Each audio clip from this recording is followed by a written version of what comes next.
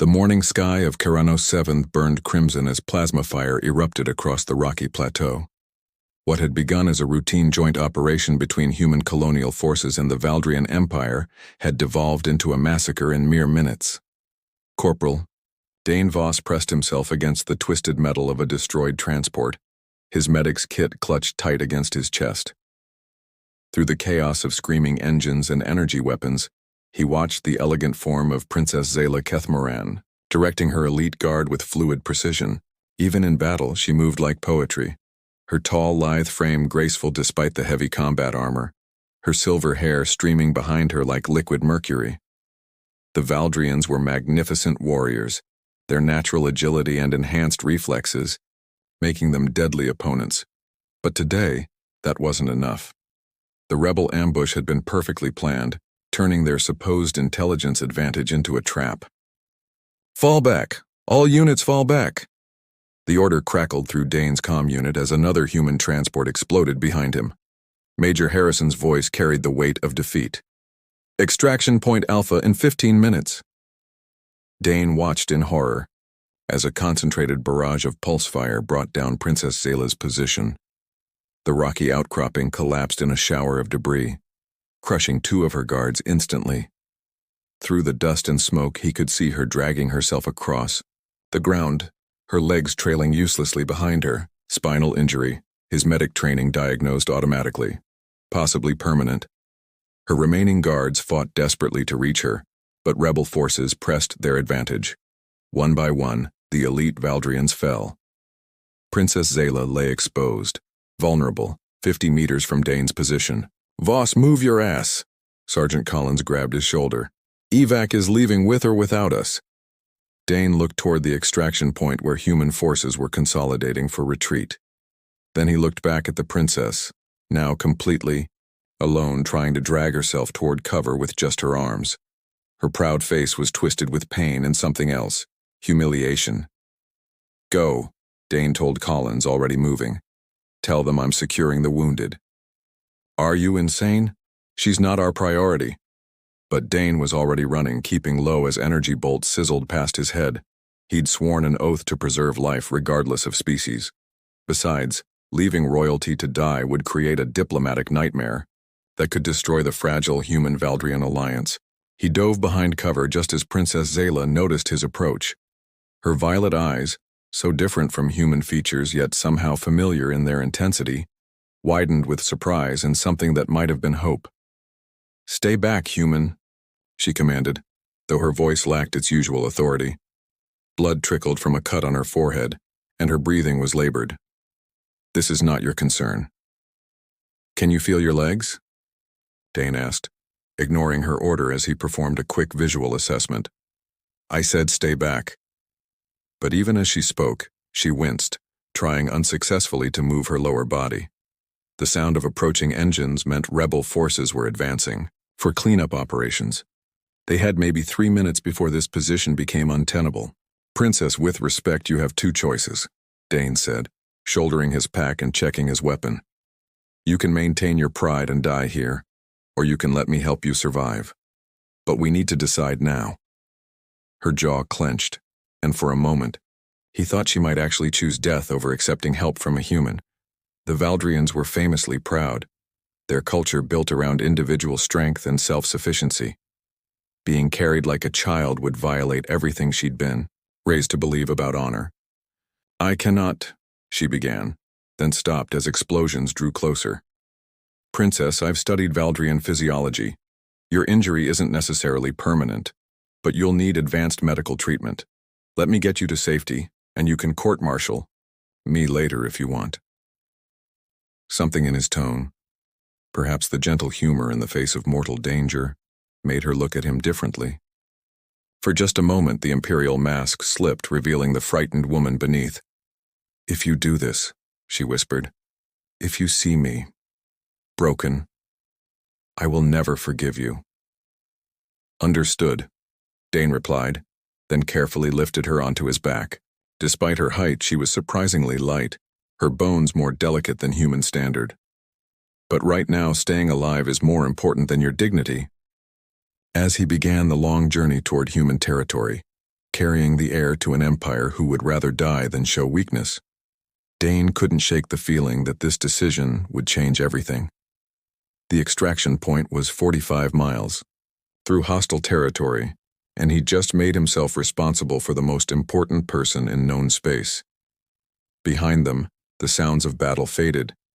Ahead lay wilderness, danger, and a test of everything both their species believed about: strength, honor, and what it meant to truly serve others. The first night was the worst.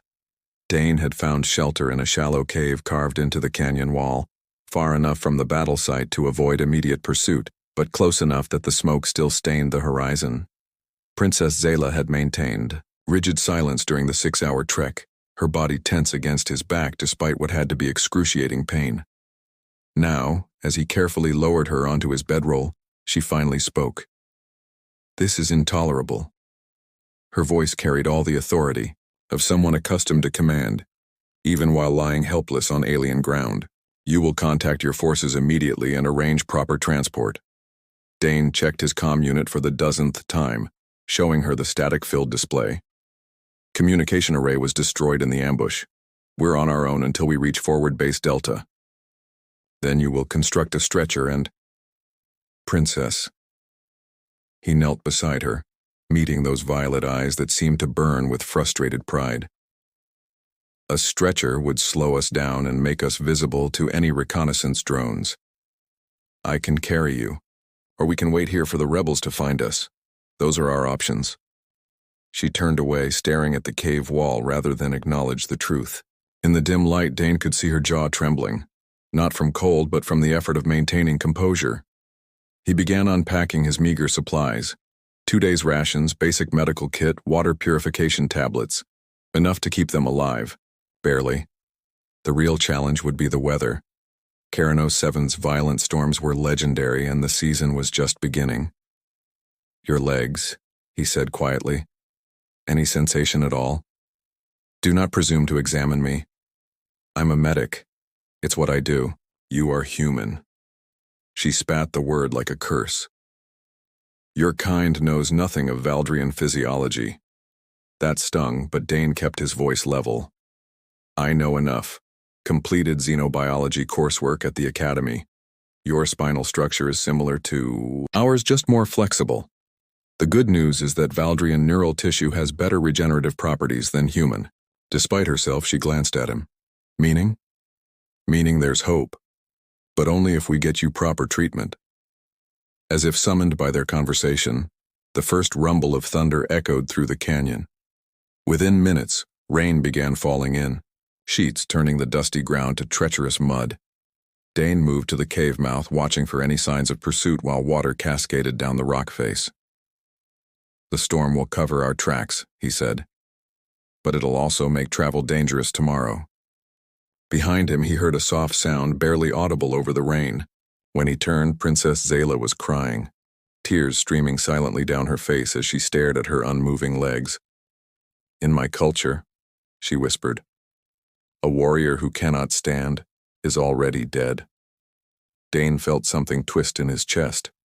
He'd seen that look before.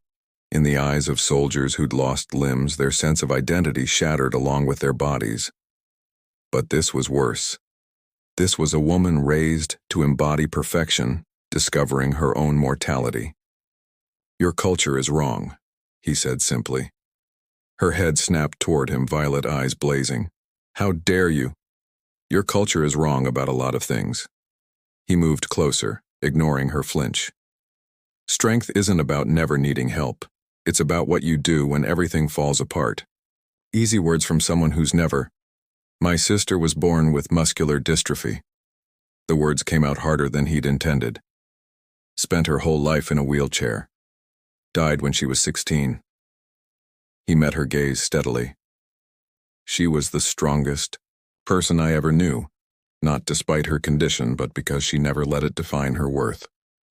Zayla stared at him, something shifting in her expression. "Why are you telling me this?" "Because you're not broken, you're injured, there's a difference." Thunder crashed overhead, and with it came a sound that made both of them freeze, the distant whine of hover engines. Dane immediately killed their small heat source, and moved to the cave entrance, pulling out his scope. 3 rebel patrol craft swept through the valley below, searchlights cutting through the rain.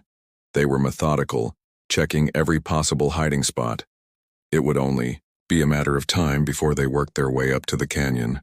"We have to move," Dane whispered, already packing their gear. "In this storm, at night, are you insane?" "Less insane than staying here to be captured." He shouldered his pack and knelt beside her. "Trust me." For a moment she hesitated. Then, with visible effort, she allowed him to lift her onto his back once again. Her arms wrapped around his shoulders, and he felt her breath against his ear as she whispered, "If we die because of this foolishness, I will haunt you in the afterlife." Despite everything, Dane smiled. "Looking forward to it, Princess." They slipped into the storm, leaving their shelter behind. The rain was brutal, turning every step treacherous, but it also masked their movement. Dane picked his way carefully, along the canyon rim, using lightning flashes to navigate. Hours passed in a nightmare of cold, exhaustion, and constant vigilance. Zayla's initial tension gradually gave way to something else, a grudging recognition of his competence. She began anticipating his movements, shifting her weight to help rather than hinder, even pointing out obstacles he might have missed. When dawn finally broke, they were 15 miles from their starting point and safely beyond the search perimeter. Dane found another shelter, an overhang that provided protection from the elements, and carefully lowered his burden. Zayla was shivering, uncontrollably, her silver hair plastered to her skull, but there was something different in her eyes. The rigid pride had softened into something more complex. "You could have left me," she said as he wrapped her in his emergency blanket. "Never crossed my mind." "Why?"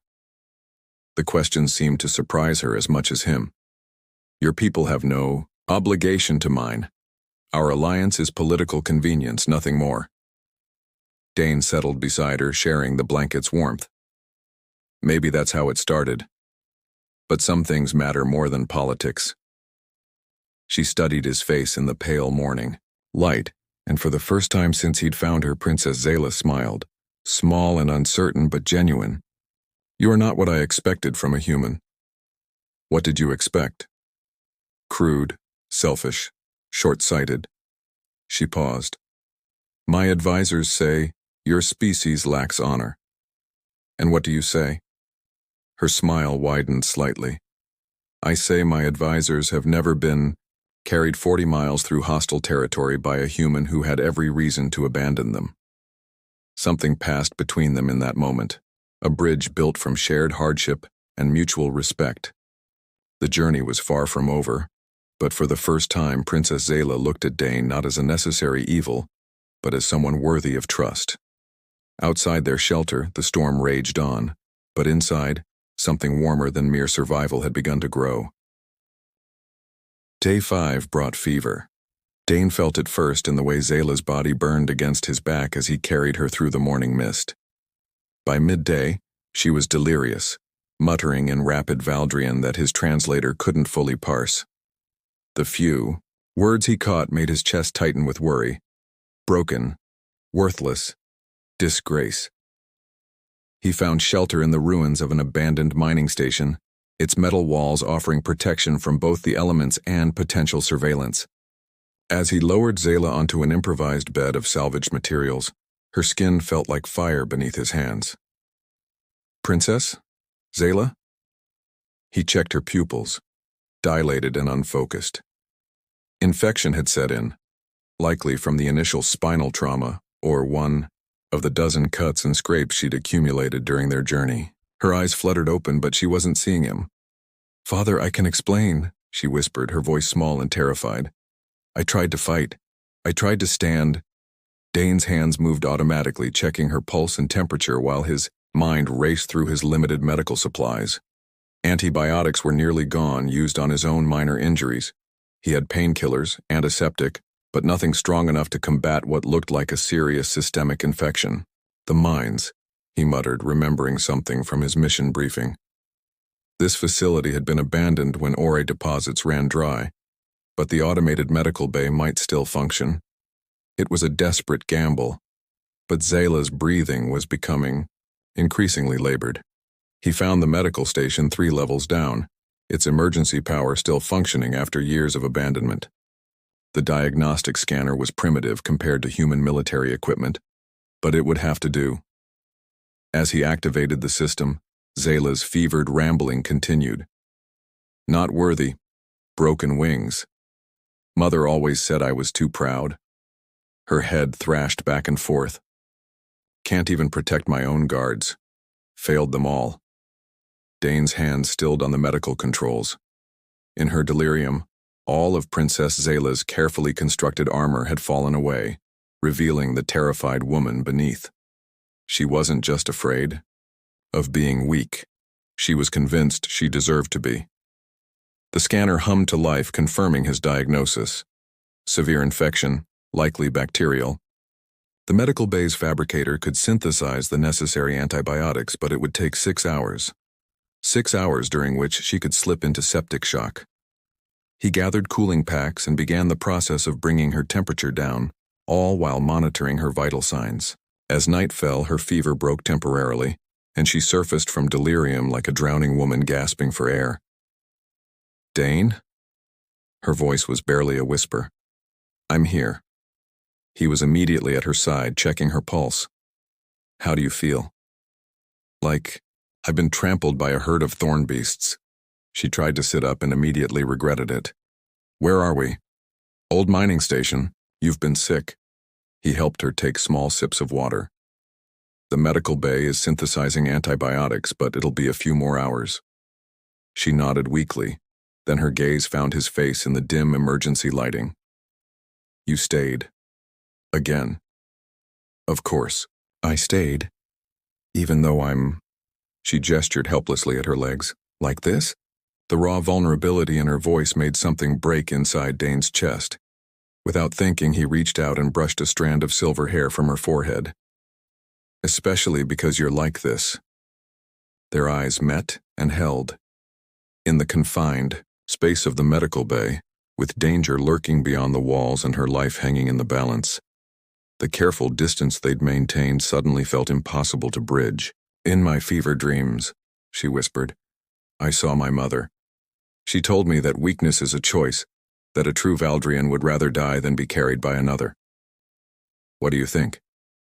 "I think—" She paused, considering. "I think I'm tired of being afraid of needing someone."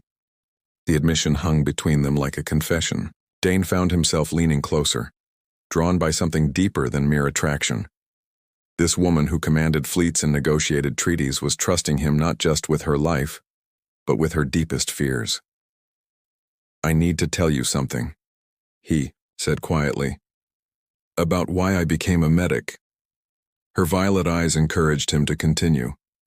"My sister, the one I told you about, she died because our family was too proud to accept help.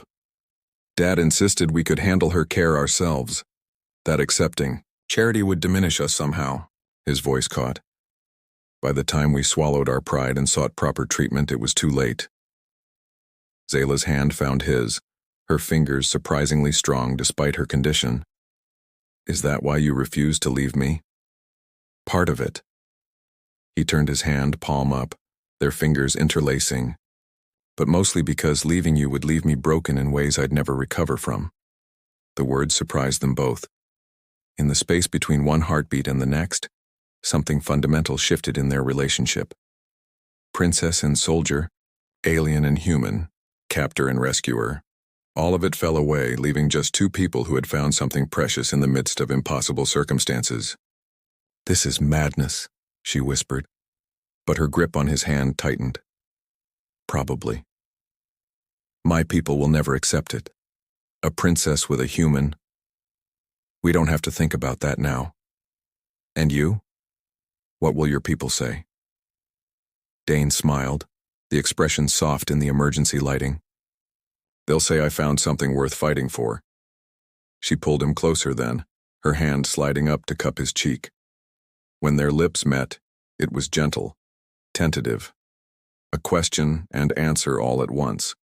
She tasted like storm rain and hope, and, when they finally broke apart, her fever-bright eyes held something he'd never seen before. Peace. The medical bay's alert chimed, indicating the antibiotics were ready. As Dane administered the injection, Zayla watched him with an expression of wonder. "When this is over," she said softly, "when we reach your base and I can walk again, everything will change. I know. My duty, my culture, everything I've been taught. It will all demand that I forget this, forget you." Dane finished with the injection and settled beside her, their hands still linked. "Then we'll make sure these moments count." Outside, the wind howled through the abandoned mining complex, but inside their small sanctuary, Princess Zayla fell into peaceful sleep for the first time since the ambush. Her fever broke completely during the night, and when dawn came, the infection was finally retreating. But as Dane watched her sleep, he couldn't shake the feeling that the real test of their bond was yet to come. Getting her to safety was only half the battle. The other half would be fought not against rebels or hostile terrain, but against the expectations of two entire civilizations. Still, as morning light filtered through the rusted walls and Zayla stirred awake with clear eyes and a genuine smile, Dane allowed himself to believe that some things, love, loyalty, the choice to see strength in vulnerability, might be stronger than the forces arrayed against them. They had 20 miles left to go, and for the first time he began to hope they might actually make it. Forward Base Delta rose from the desert like a gleaming monument to human engineering, its defensive barriers and communication arrays a welcome sight after 8 days of wilderness survival. Dane felt Zayla's grip tighten on his shoulders as they approached the main gate, but he couldn't tell if it was from relief or apprehension. "Halt! Identify yourself!" The guard's weapon lowered when he recognized Dane's uniform. "Jesus Christ, Corporal Voss, we gave you up for dead." Within minutes, they were surrounded by medical personnel and debriefing officers. Dane found himself reluctantly surrendering Zayla to the base's medical team, watching as they transferred her to a hover stretcher with practiced efficiency. "Dane!" she called out as they began to wheel her away. For a moment, her composed mask slipped, revealing the woman who had kissed him in the abandoned mining station. "Thank you. For everything." Then the medical bay doors closed between them, and Dane was left with the sudden, hollow feeling that he'd just lost something irreplaceable. The next 3 days passed in a blur of debriefings, medical evaluations, and administrative procedures. Dane learned that his rescue of Princess Zayla had become a minor diplomatic incident. The Valdrian Empire was simultaneously grateful for her survival and furious that their princess had been subjected to indignities by human military personnel. "You did the right thing, Corporal," Major Harrison assured him during one of many interviews, "even if it has created some complications." Dane wasn't allowed to see Zayla during her treatment. The medical team reported that experimental neural regeneration therapy was showing promising results. She'd regained some sensation in her legs and could stand with assistance. But access to her was strictly controlled by the Valdrian diplomatic contingent that had arrived to escort her home. On the 4th day, everything changed.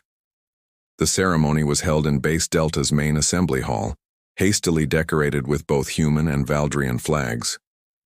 Princess Zayla entered wearing formal regalia, flowing robes that concealed the mobility assistance device she still required, her silver hair arranged in elaborate braids that spoke of royal authority restored.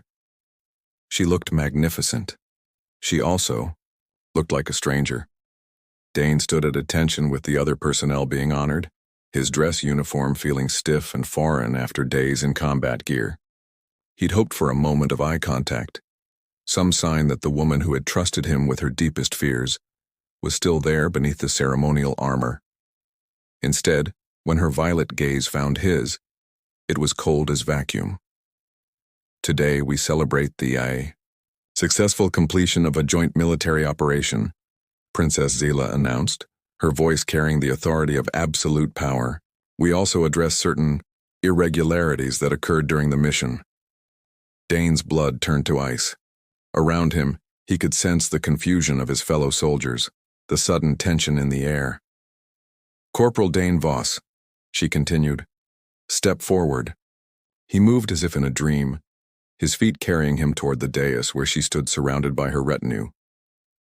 The Valdrian guards watched him with expressions of barely concealed hostility. During the course of recent events, Princess Zayla's voice never wavered. This individual witnessed the heir to the Valdrian throne in a state of physical incapacity and vulnerability. According to the ancient laws of our people, such witness to royal weakness constitutes a grave offense against the dignity of the crown. Dane felt the floor falling away beneath him. The woman speaking wasn't the Zayla who had laughed at his bad jokes during their journey, who had cried in his arms, who had kissed him like he was the only solid thing in a crumbling universe. This was the princess. Armor restored, duty paramount. Furthermore, she continued, this individual made physical contact with royal person without permission, transported said person across hostile territory while in a state of undress and dependency, and was present during moments of royal distress and medical treatment. The charges were formally correct, Dane realized with sick certainty. By Valdrian law, he had indeed committed crimes against the crown. The fact that he'd saved her life was irrelevant under their ancient protocols. The penalty for such offenses, Princess Zayla's voice carried across the silent assembly hall, is death. The words hit like physical blows. Dane heard Major Harrison's sharp intake of breath, felt the shocked silence of his fellow soldiers. But he kept his eyes on Zayla's face, searching for any crack in the mask. However, she continued, in recognition of the circumstances and the individual's intent to preserve royal life, the sentence will be carried out by firing squad rather than traditional methods. The execution will take place at dawn tomorrow, in accordance with both Valdrian law and human military protocol. The diplomatic representatives began speaking immediately, protests from the human side, formal acknowledgments from the Valdrians. But Dane barely heard them. All he could focus on was the moment when Princess Zayla's composure finally cracked, just for an instant, and he saw the anguish in her eyes before she looked away. Later, in the detention cell where he waited for dawn, Dane had time to think. He understood now why she'd done it. The pressure from her advisors, the weight of cultural expectation, the impossible position she'd been placed in, between personal gratitude and royal duty, between the woman she'd become during their journey and the princess she'd always been. He even understood why she'd made the choice she had, a ruler who showed weakness, who placed personal feelings above cultural law, would be seen as unfit to lead. She'd sacrificed him to preserve her authority, her ability to guide her people. It was logical. It was even, in its own way, honorable. It was also breaking both their hearts. The cell door opened near midnight, and Dane looked up expecting to see a guard. Instead, Major Harrison entered, his face grim. There's been a development, he said without preamble. The Valdrian delegation is insisting on following through with the execution despite our protests. They claim it's a matter of cultural sovereignty. Dane nodded. He'd expected as much. But, Harrison continued, we've managed to delay it 48 hours for administrative procedures. The real reason is that we're hoping cooler heads will prevail. They won't, Dane said quietly. She can't back down now. Too much is at stake. Harrison studied him with surprising compassion. You still care about her, even after this. Especially after this. Dane leaned back against the cell wall. She's doing what she thinks she has to do. I can't hate her for that. Even if it cost you your life? Dane was quiet for a long moment. Major, in those 8 days I saw something most people never get to see. I saw who she really was underneath all the royal protocol and cultural conditioning. That woman was worth dying for. Harrison left without another word, but Dane caught the look of respect in his eyes. Outside the cell, the base continued its normal routine, soldiers going about their duties unaware that in less than 2 days, one of their own would face a firing squad for the crime of saving a life. Somewhere in the diplomatic quarters, Princess Zayla stared out at the desert night, her restored mobility a bitter reminder of the price paid for her freedom. She'd made her choice, followed her duty, preserved her authority. But as she touched her lips, remembering the taste of storm rain and hope, she wondered if some victories were indistinguishable from defeat. Dawn was coming, and with it, the final test of everything they'd discovered about love, duty, and the courage to choose what mattered most. Princess Zayla stood before the mirror in her diplomatic quarters, her formal execution robes laid out on the bed behind her. In 6 hours, she would watch the man who saved her life die by her own decree. The irony was not lost on her. She could walk again, her legs responding to neural regeneration therapy, but she had never felt more paralyzed. A soft chime announced a visitor. Her advisor, Counselor Theron, entered with his usual austere expression. "Your Highness, the arrangements are complete. The execution will proceed as scheduled." "Thank you, Counselor." Her voice sounded hollow even to her own ears. "If I may," Theron continued, "you have handled this matter with admirable resolve. Lesser rulers might have allowed sentiment to cloud their judgment." Zayla turned from the mirror. "Sentiment? The human showed you kindness during your ordeal. It would be natural to confuse gratitude with affection. But you have chosen duty over personal feeling, as a true ruler must. Confuse gratitude with affection." The words echoed in her mind long after Theron departed. Is that what she'd done? Mistaken rescue for love? Desperation for genuine connection? But then she remembered Dane's hands as he'd tended her injuries, gentle despite his exhaustion. His voice in the darkness, sharing his deepest pain to ease her own. The way he'd looked at her not as a prize to be won or a duty to be discharged, but as a woman worth knowing. Unable to bear her own thoughts, Zayla accessed the base's database, searching for information about the man she was about to execute. What she found made her blood freeze. Corporal Dane Voss.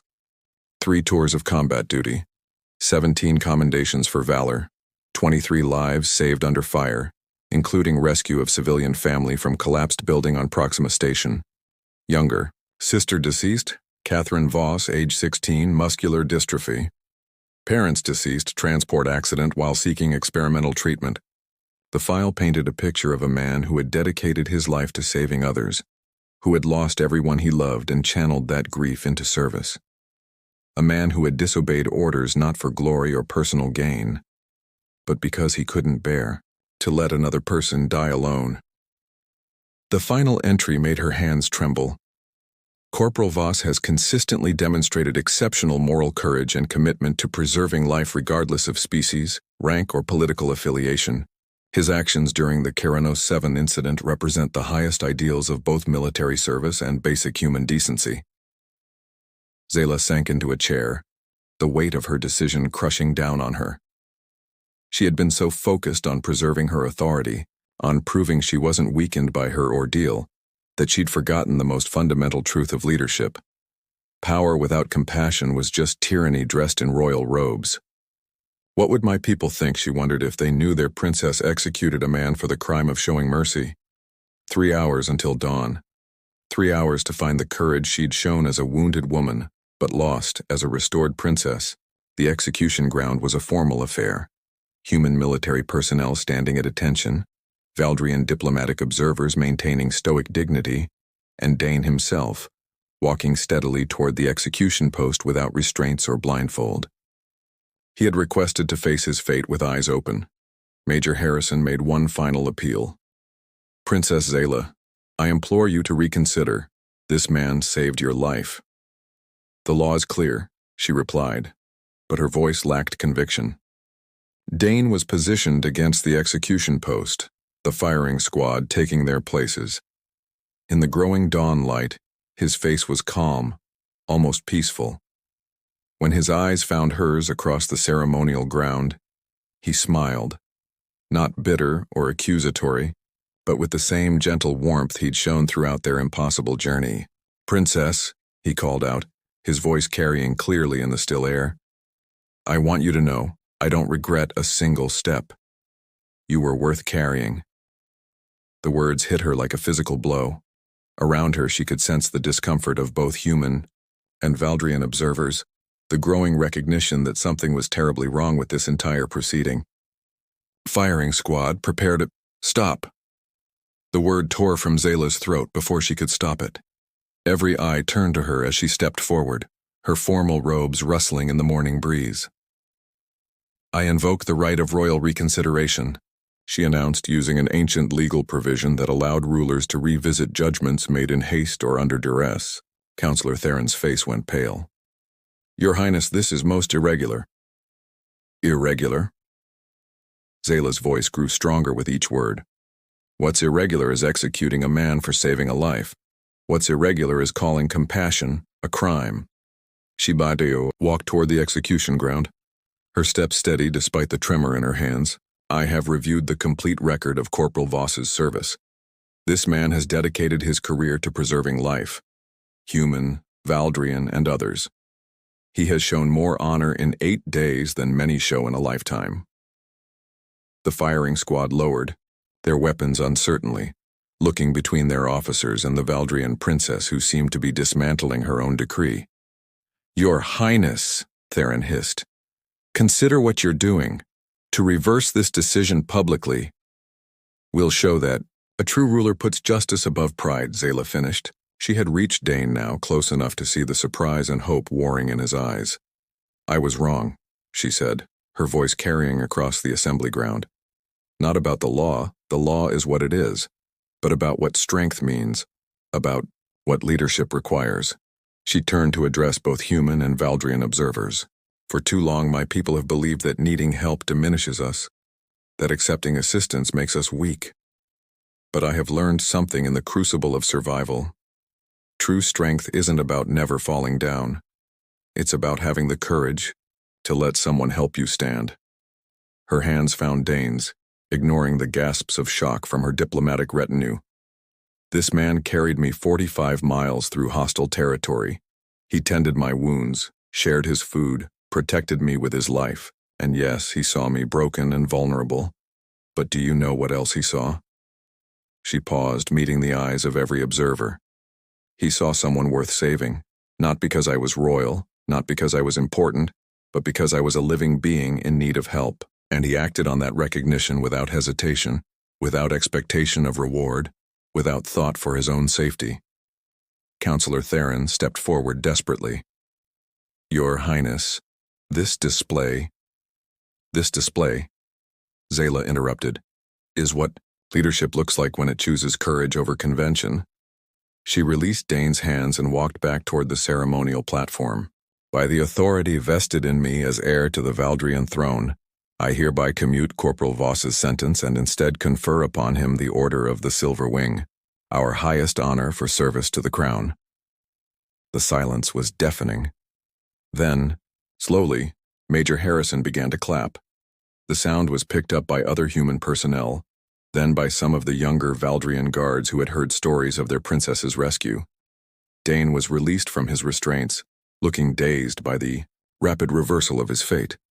As he approached the platform, Zayla felt her heart hammering against her ribs. There's something else, she said, her voice softer now but still carrying to every corner of the assembly ground.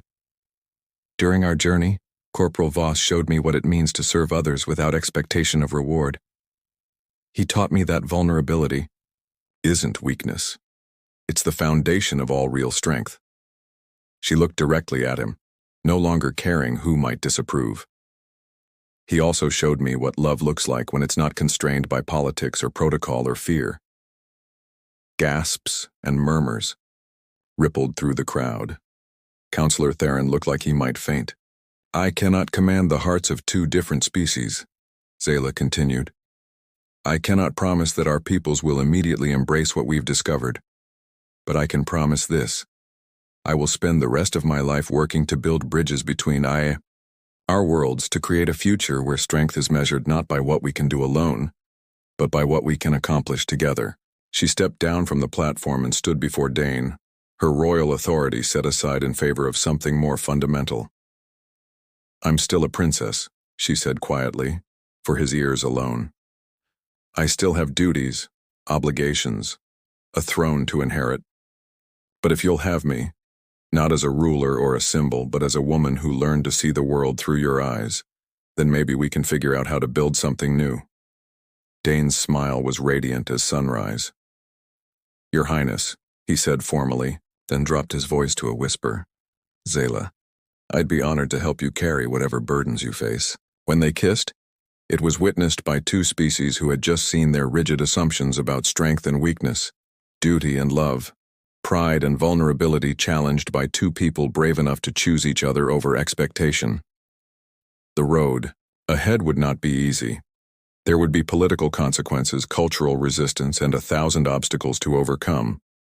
But as Princess Zayla stood in the arms of the man who had carried her to safety, she knew that some things, love, loyalty, the courage to see strength in vulnerability, were worth fighting for. After all, the best leaders weren't the ones who never fell down. They were the ones who learned to help others stand. And sometimes, she thought as Dane's arms tightened around her, they were the ones brave enough to let themselves be carried when they needed it most.